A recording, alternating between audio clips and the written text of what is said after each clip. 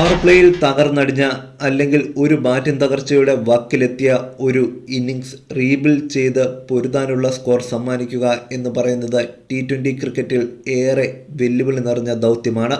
സെറ്റാകാൻ ടെസ്റ്റിലെയും ഏകദിനത്തിലെയും പോലെ അധികം സമയമെടുക്കാൻ പാടില്ല.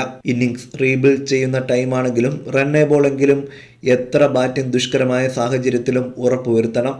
തൻ്റെ കരിയറിൽ പലതവണ ഇത് ചെയ്ത് കാണിച്ചിട്ടുള്ള ബാറ്റ്സ്മാനാണ് വിരാട് കോഹ്ലി. മത്സരത്തിൽ ഇന്ത്യ പരാജയപ്പെട്ടെങ്കിലും ഇന്നലത്തെ വിരാട് കോഹ്ലിയുടെ ഇന്നിങ്സിലൂടെ തിരിച്ചു വന്നത് ആ പഴയ വിരാട് കോഹ്ലി തന്നെയാണെന്ന് ആരാധകർക്ക് മനസ്സിലായി. ഇന്നിങ്സ് റീബിൽഡ് ചെയ്യാൻ തനിക്കുള്ള ടാലന്റ് ഇന്ന് ലോക ക്രിക്കറ്റിൽ തന്നെ മറ്റാർക്കുമില്ലെന്ന് വിരാട് വീണ്ടും കാണിച്ചു തന്ന ഇന്നിങ്സ്. മാർക്ക് വുഡിന്റെ ഒരു ഡ്രീം സ്പെൽ തകർത്തെറിഞ്ഞ എക്കണോമി അലങ്കോലമാക്കിയ ഒരു പവർ പ്ലേ. കോഹ്ലി ക്രീസിലെത്തുമ്പോൾ സ്കോർ 20-2. അധികം വൈകാതെ തന്നെ ഇഷാൻ കിഷനും വീഴുന്നു. അവിടെ നിന്നും തുടങ്ങി കോഹ്ലി. ആദ്യം ഋഷഭ് പന്തിനെ കൂട്ടുപിടിച്ച് 40 റൺസിന്റെ പാർട്ണർഷിപ്പ്. നിർഭാഗ്യം റണ്ണൌട്ടിന്റെ രൂപത്തിൽ. അമിത പേസ് ലഭിക്കുന്ന പിച്ചിന്റെ അഡ്വാൻറ്റേജ് ഇംഗ്ലണ്ട് ബോളേഴ്സ് മുതലെടുക്കുമ്പോൾ സെറ്റായ താൻ ക്രീസിൽ അവസാനം വരെ ഉണ്ടാകണം എന്ന് ഉറപ്പിച്ചുള്ള കോഹ്ലിയുടെ ബാറ്റിംഗ്. മെല്ലെയുള്ള തുടക്കം. റണ്ണേ ബോൾ മാത്രമേ സ്കോർ ചെയ്യുന്നുള്ളൂ ആദ്യ പന്തുകളിൽ. പക്ഷേ അവസാന ഓവറുകളിൽ കോഹ്ലി കത്തിപ്പടർന്നു.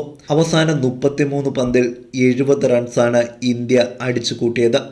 ആദ്യ സ്പെല്ലിൽ ഇന്ത്യയെ വിറപ്പിച്ച മാർക്ക് വുഡ് പോലും തൻ്റെ അവസാന ഓവറിൽ കോഹ്ലിയുടെ ബാറ്റിൻ്റെ ചൂടറിഞ്ഞു. ആദ്യ 20 പന്തുകളിൽ ഏകദേശം റണ്ണേ ബോൾ ആണ് കോഹ്ലി സ്കോർ ചെയ്തതെങ്കിൽ അവസാന 18 പന്തിൽ 50 റൺസിൽ അധികമാണ് കോഹ്ലി നേടിയത്. അതും സ്ട്രൈക്ക് പോലും ലഭിക്കാതെ ഒരറ്റത്ത് സൈഡാക്കിയത് സാക്ഷാൽ ഹാർദിക് പാണ്ഡ്യയാണെന്ന് ഓർക്കണം. മാർക്ക് വുഡിന്റെ ഒരു അതിവേഗ ഷോർട്ട് പിച്ച് പന്തിനെ മിഡ് വിക്കറ്റിന് മുകളിലൂടെ അതിർത്തി കടത്തിയ ശേഷം അടുത്ത പന്ത് ഫുൾ പിച്ചറ്റ് ആയിരിക്കുമെന്ന് പ്രതീക്ഷിച്ചു തന്നെയാണ് കോഹ്ലിയുടെ സ്റ്റാൻസ് എന്ന് വ്യക്തം.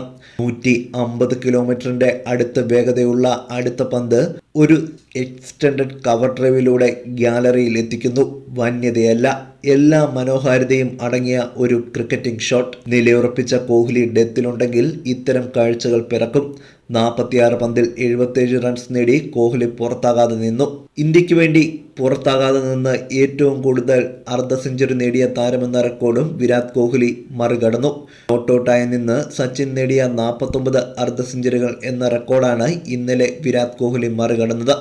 ഒരൊറ്റ കാര്യത്തിൽ മാത്രം നിരാശ, ഈ മനോഹര ഇന്നിങ്സ് ഫലം കണ്ടില്ലല്ലോ എന്ന്.